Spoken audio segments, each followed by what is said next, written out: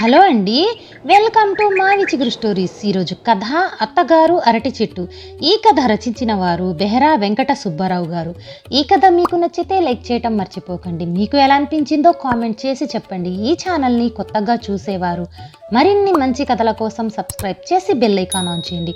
అప్పుడు ఏ కొత్త వీడియో పెట్టినా మీ దాకా వస్తుంది. ఇక కథ మొదలు పెడదాం. ఆ రోజు మావయ్య గారి తద్దినం. అత్తగారి మనస్సులో లేదు. 15 సంవత్సరాల క్రితం పరమపదించిన భర్తను తలుచుకొని ఆమె మనస్సు పాడు చేసుకుందని మీరనుకుంటే పప్పులో కాలేశారన్నమాట. ఆమె మనస్తాపానికి అది కాదు కారణం. మండు టెండలో రెండవసారి బజారుకెళ్ళి వట్టి చేతులతో తిరిగొచ్చాడు మా రెండో అబ్బాయి నానాజీ. వైశాఖ మాసం కావటం వల్ల ఉదయం 10 గంటలకే ఎండ నిప్పులు చెరుగుతుంది. వాడు తెచ్చిన వార్త విని మరీ చిందులు వేయటం మొదలెట్టారు మా అత్తగారు. పెద్ద బజారు కూడా చూశాను మా అమ్మ, ఎక్కడా అరిటాకులు అమ్మటం లేదు, ఉసూరుమంటూ చెమటలు తుడుచుకుంటూ చెప్పాడు నానాజీ. నా మీద నీకు నమ్మకం లేదు మా అమ్మ. ఎండలో తమ్ముణ్ణి రెండోసారి తిప్పావు. మా అమ్మగారి మీద చిరాకు పడ్డాడు పెద్దబ్బాయి రాజా. వాడు తెల్లారి లేచి బజారంతా తిరిగొచ్చాడు. పొద్దెక్కాక పల్లెటూర్ల నుంచి తెచ్చి అమ్ముతారని అత్తయ్య గారి ఆశ. మరొకసారి వెళ్ళమంటే వాడు మండిపడతానని రెండో మనవణ్ణి 2 సార్లు ట్రిప్పుకి ₹1/2 చొప్పున లంచమిచ్చి పంపారు అత్తగారు. అరిటాకు లేకుండా తద్దినం ఎలా? ఇది అత్తగారి మనస్సును వికలం చేసిన సమస్య. సుగుణ, మినపప్పు రుబ్బడం ఆపి పిలిచారు అత్తయ్య గారు. కూరలు తరగటం ఆపి ఆమె దగ్గరగా వెళ్ళి నిలబడి చెప్పండి అన్న. వర్ధనమ్మ గారి పెరట్లో అన్ని చెట్లున్నాయి కదా, 2 ఆకులైనా దొరక్కపోతాయా? మరొక్కసారిగా అడిగితోనో అన్నారు ఆశగా. ఉదయమే వెళ్ళి అడిగేశానండి. నన్నే పెరట్లోకి వెళ్ళి కోసుకోమన్నారు. 3 చెట్లు గెలలు వేశాయి. చిన్న చెట్లకి ఆకులు లేవు, మొండిగా ఉన్నాయి. 3 కూడా లేదు. నేనే స్వయంగా చూశా చెప్పాను. నిరుత్సాహపడ్డారు అత్తయ్య గారు. మా ఇంటి పక్కనే ఉన్న అచ్యుతలక్ష్మి గారి పెరట్లో 2 బారెల పొడవున పెద్ద పెద్ద ఆకులతో అరటి చెట్లు కనిపిస్తున్నాయి. కానీ ఏం లాభం? ఆమె ఎవ్వరికీ ఇవ్వదు. ఆకు కోస్తే అత్తం తగ్గిపోతుందని ఎవరో చెప్పారట. తమకే ఆ అవసరం వచ్చినా కోసుకోమని బజార్లో కొనుక్కుంటామని ఇది వరుసలో చాలాసార్లు చెప్పింది. ఆమెను అడిగినా ఇవ్వను అని నిర్మొహమాటంగా చెప్పేస్తుంది. లీడింగ్ లాయర్ గారి భార్యనన్న అహంకారము అహంభావము ఎక్కువ. ఒకరి లక్ష్య లేనట్టు మాట్లాడుతుంది. మాది సొంతిల్లే అయినా అరటి చెట్టు వేసుకునే భాగ్యం లేదు. అరటి చెట్టు అచ్చిరాదంటూ పెరట్లో వేయనీయరు అత్తయ్య గారు. ఓ, దానికి ఒక కథ ఉంది. మా మామగారి ముత్తాత గారి హయాం వరకు మా పెరట్లో కూడా అరటి మొక్కలు ఉండేవట. ఆ ముసలాయన అంటే మా మామగారి ముత్తాత గారు పేరు తెలీదులేండి. ఒకనాడు నిద్ర లేవగానే పెరట్లో ఉన్న అరటి చెట్టు కోటాకు ముఖం చూశారట. అంతే. ఆ రాత్రి అకస్మాత్తుగా ఏ జబ్బు లేకుండానే మాట్లాడుతూనే తన 93వ ఏట అకాల మరణం పొందారట. ఆ క్షణం నుంచి మా వంశంలో ఎవరి పెరట్లోనూ అరటి చెట్టు వేయకూడదని, అది అచ్చిరాదని తీర్మానించారట. ఆ తీర్మానం ఆచారమై కూర్చుంది. మా ఇంటి పేరు గల వారెవ్వరి పెరట్లోనూ అరటి చెట్లు ఉండవు. అయితే ఆ మధ్య అంటే 6 నెలల క్రితం మా చిన్నమామగారి కూతురి పెళ్లి చేశారు రాజమండ్రిలో. ఆయన అక్కడ స్టేట్ బ్యాంకులో ఆఫీసరు. 2 సంవత్సరాల క్రితం దానావాయిపేటలో ఒక ఇల్లు కొని రీమోడల్ చేశారు. 2 అంతస్తుల మేడ కట్టారు. వారికి 3 అబ్బాయిలు మంచి ఉద్యోగాలే చేస్తున్నారు. ఒకడు ఇంజనీరు, రెండవవాడు డాక్టరు, మూడవవానికి ఈ మధ్యనే లెక్చరర్ ఉద్యోగం వచ్చింది. రాజమండ్రిలోనే పెద్దమ్మాయిని డాక్టర్కి ఇచ్చి పెళ్లి చేశారు. రెండో అల్లుడు ఇంజనీరు. ఆ రెండో అమ్మాయి పెళ్లికి రాజమండ్రి వెళ్ళాం. ఆయన ఇల్లు కట్టాక మేం వెళ్ళటం అదే మొదటిసారి. పెళ్ళి పెద్దెత్తున చాలా ఘనంగా చేశారు.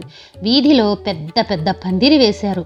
మామిడాకుల తోరణాలు విచిత్ర రీతిలో అందంగా కట్టబడి ఉన్నాయి. ప్రతి పందిరి రాటకి గెలలతో ఉన్న అరటి చెట్లను కట్టారు. ఆ పైన రంగురంగుల రకరకాల విద్యుత్ దీపాలు విచిత్రమైన విన్యాసాలు చేస్తూ చూపరులను ఆశ్చర్యచకితుల్ని చేస్తున్నాయి. మా పిన్నత్తగారు తోటికోడళ్ళకి ఇల్లంతా చూపించారు. పెరట్లో పెద్ద ఖాళీ జాగా ఉంది. అక్కడ అరటి తోట ఉంది. కనీసం 30 చెట్లన్నా ఉంటాయి. చాలా చెట్లు గెలలు వేశాయి. ఎంతో శోభాయమానంగా లక్ష్మీ కళ ఉట్టిపడుతూ ఉంది. అత్తగారిని పక్కకు పిలిచి నెమ్మదిగా అన్నా, మనకి అరటి చెట్టు అచ్చిరాదన్నారు. వీరి పెరట్లో ఎంత పెద్ద తోట ఉందో చూడండి. ఏ అరిష్టమూ లేదు. సరికదా, సంసారం ఎలా పొంగుకొస్తుందో. ఈ ఇల్లు కొన్నాక మామయ్య గారికి ఆఫీసర్గా ప్రమోషన్ వచ్చింది. పెద్దబ్బాయికి 3 ఆడపిల్లల తర్వాత మగపిల్లాడు పుట్టాడు. అబ్బాయి కూడా అసిస్టెంట్ ఇంజనీర్గా ప్రమోషన్ వచ్చింది. ఇక ఆఖరి అబ్బాయికి లెక్చరర్ ఉద్యోగం లభించింది. అమ్మాయికి పెద్ద సంబంధం కుదిరింది. ఆ ఇల్లు కొన్నాక ఆ ఇంట్లో జరిగిన శుభకార్యాలని శుభపరిమాణాలని ఏకరువు పెట్టాను. మా ఇంట్లో కూడా అరటి తోట వేయటానికి అత్తగారిని అంగీకరింపచేయాలని నా ప్రయత్నం. అత్తయ్య గారు సమాధానం చెప్పలేదు. ఆ అరటి తోపు వైపు చూస్తూ ఉండిపోయారు. పెళ్లి హడావిడి అయ్యాక అంతా తీరిగ్గా కూర్చున్నాం. ఓ అరగంట సేపు. తోటి కోడల్ని అడిగారు మా అత్తయ్య గారు. నేను పక్కనే ఉన్నా. ఏమే విజయ, అరటి తోట మరిదిగారే వేయించారా? లేదక్కయ్యా, మేము ఈ ఇల్లు కొన్నప్పుడే 4-5 మొక్కలు ఉండేవి. వాటికి నీళ్లు పాలు ఏవీ పోయాల్సిన అవసరం లేదు కనుక అలా ఉంచేశాం.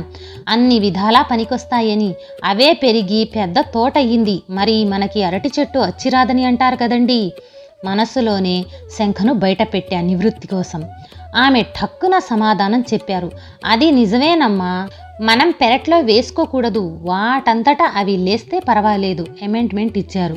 వాటికి స్వతహాగా బీజవ్యాప్తి గుణం లేదు కాబట్టి వాటంతటా అవి మొలిచే ప్రశ్నే లేదు. దుంపైనా పాతాలి, మొక్కైనా నాటాలి. ఆ విషయం ఇంకా చర్చించడం బాగుండదని ఊరుకున్నాను. అంతలో మా పక్కింటిల్లాలు అరటి తోట యజమాని అయిన అచ్యుతలక్ష్మి పాలసంద్రం నుంచి ప్రభవించిన మోహినీదేవిలాగా వచ్చి ప్రత్యక్షమైంది. వాళ్ళ భవనంలో కరెంటు పోయిందంట. మాకు కూడా పోయిందో లేదో అని విచారించటానికి వచ్చానని చెప్పింది. అచ్యుతలక్ష్మి గారిని చూశాక అత్తయ్య గారికి పోయిన ప్రాణం లేచొచ్చింది. అవసరం చాలా గట్టిది కాబట్టి సిగ్గు బిడియం విడిచి అడిగారు. అరటాకులు దొరకలేదమ్మా, తద్దినానికి చాలా ముఖ్యం.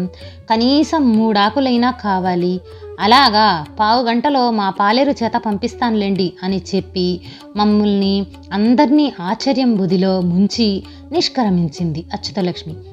తేలిక పడిన మనస్సుతో ఆనందార్ణవంలో మునిగి తేలియాడుతున్న అత్తయ్య గారు పప్పు రుబ్బటం మరిచిపోయి ఆ అభయ ప్రదాయిని అచ్యుతలక్ష్మి అంతరార్థనం అయిన వైపే చూస్తూ ఉండిపోయారు.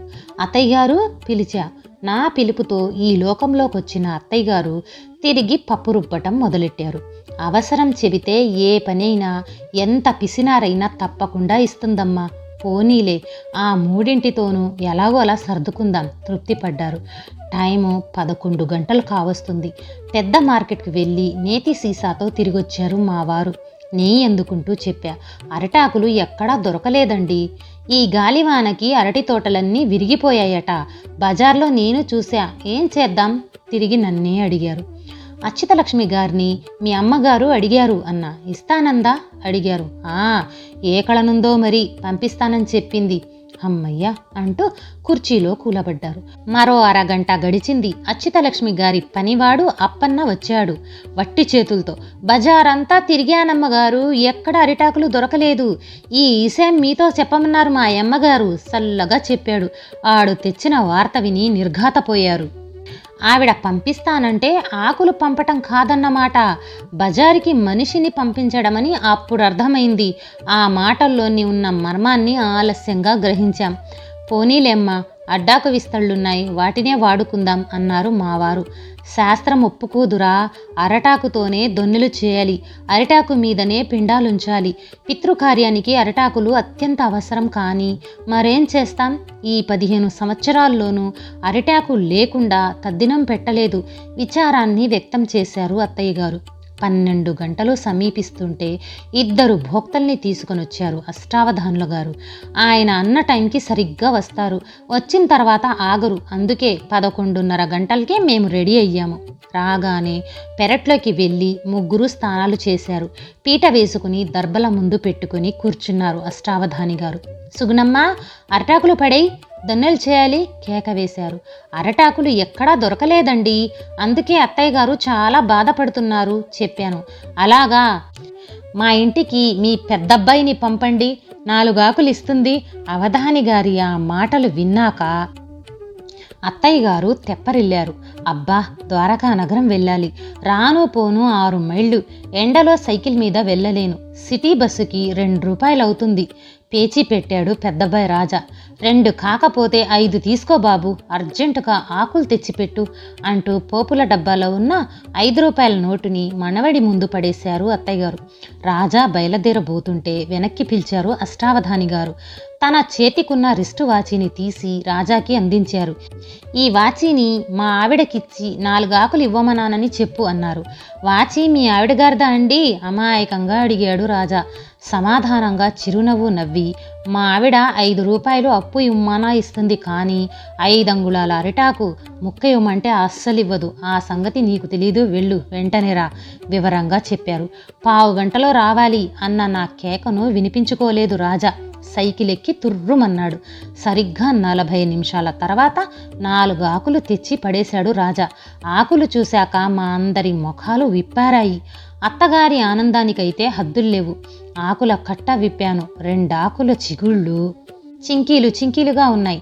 ఆకులు చిరిగిపోయేవిరా అడిగా కోపంగా.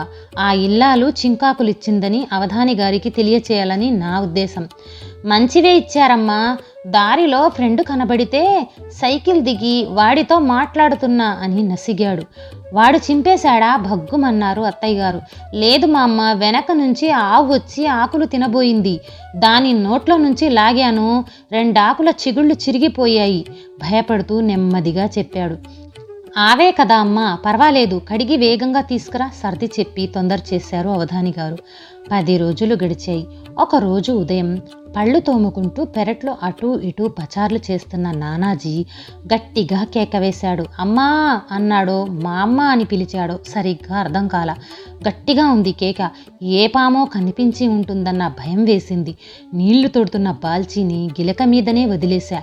ఇంట్లో ఉన్న ఆయన గారిని రమ్మని కేకేశా. నానాజీ దగ్గరికి పరుగు తీశా. నందివర్ధనం పూలు కోస్తున్న అత్తయ్య గారు నాకన్నా ముందుగానే నానాజీ దగ్గరికి వెళ్ళారు. ఏంరా, ఏమైంది కంగారుగా మనవణ్ణి అడిగారు. వాడు ప్రహరీ గోడకి బారెడు దూరంలో ఉన్న సన్నజాజి మొక్క మొదలు వైపు వేలుతో చూపించాడు. ఇద్దరము అటు చూశాం. ఒరే రాజా, సీతారాముడు ఒకేసారి లారేండ్రా కేక వేయటం అత్తయ్య గారి వంతైంది. ఒక్క నిమిషం ఆగి ఆ తండ్రి కొడుకులిద్దరూ రాకపోవటంతో ఆలస్యాన్ని భరించలేక మరో కేక వేశారు. అర్జెంటుగా రండి, ఏం చేస్తున్నారా లోపల? సగం సగం గెడ్డాల షేవ్ చేసుకుంటూ చేతిలో రేజర్తో పరుగున వచ్చారు ఆయన. ఆ వెనుకనే వచ్చాడు రాజా. చేతిలో పెన్ను డొక్కులతో సిరా పోసుకుంటున్నాడు కాబోలు పాపం. చేతుల మీద సిరా, బట్టల మీద సిరా. వారిద్దరినీ చూశాక నాకు నవ్వాగింది కాదు, పకాల్న నవ్వేశా. సన్నజాజి మొక్క మొదలు చూపిస్తూ అటు చూడండి అన్నారు అత్తగారు. ఆమె మొహంలో ఆనందం చిందులు వేస్తుంది. ఓ సదా, కొంప మునిగినట్టు పిలిచావు, బట్టల నిండా సిరా ఒలికిపోయింది. మామగారి మీద చికాకు పడుతూ తిరిగి వెళ్ళాడు రాజా. మా శ్రీవారి ముఖంలోకి చూశా, వారి భావం ఎలా ఉంటుందోనని. ఆయన తన గెడ్డాన్ని చూపించాడు. బ్లేడ్ చెక్కుకుపోయి రక్తం చిమ్ముతోంది. ఆయన వాలకం చూసి మరొకసారి గలాగలా నవ్వేశా.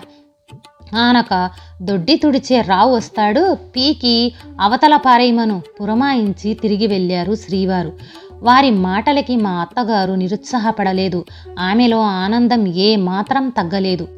దానంతటా అది పెరట్లో వేస్తే శుభసూచన, జాగ్రత్తగా శ్రద్ధగా పెంచి పెద్ద చేయాలి అంటూ పూలు కోయటం మరిచి ఆ అరటి మొక్క చుట్టూ పాడి కట్టారు.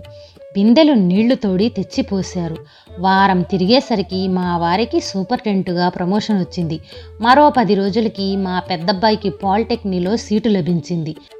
నేను చెప్పాను కదమ్మా, పెరట్లో అరటి మొక్క ఉంటే ఆ ఇంట్లో లక్ష్మి తిష్ట వేసుకుంటుందని అన్న అత్తగారి మాటలకి ఆశ్చర్యం వేసింది. మరి అరటి చెట్టు మనకి అచ్చిరాదని అన్నారు కదండీ, నవ్వాపుకుంటూ రెట్టించాను. మనం వేసుకోకూడదమ్మా, తమ విశ్వాసాన్ని అభిప్రాయాన్ని వదల్లేదు అత్తయ్య గారు. అత్తగారి ప్రత్యేక పోషణలో ఆ అరటి మొక్క దినాభివృద్ధి చెందింది. దాని సంతానోత్పత్తిని చూసి మురిసిపోయేవారు. నెలలు గడుస్తున్నాయి. పెద్ద చెట్టు గెలవేసింది. దాని చుట్టూ పుట్టిన మొక్కలు కూడా పెద్దవయ్యాయి. పెద్ద పెద్ద ఆకులు వేస్తున్నాయి. ఆ రోజు మధ్యాహ్నం ఎదురింట్లో ఉన్న రామలక్ష్మి వచ్చింది. కూడా ఆమె పెద్ద కొడుకుని తీసుకొని వచ్చింది. వాడు మా నానాజీ ఏడువాడు. ఇంటర్ సెకండ్ ఇయర్ చదువుతున్నాడు.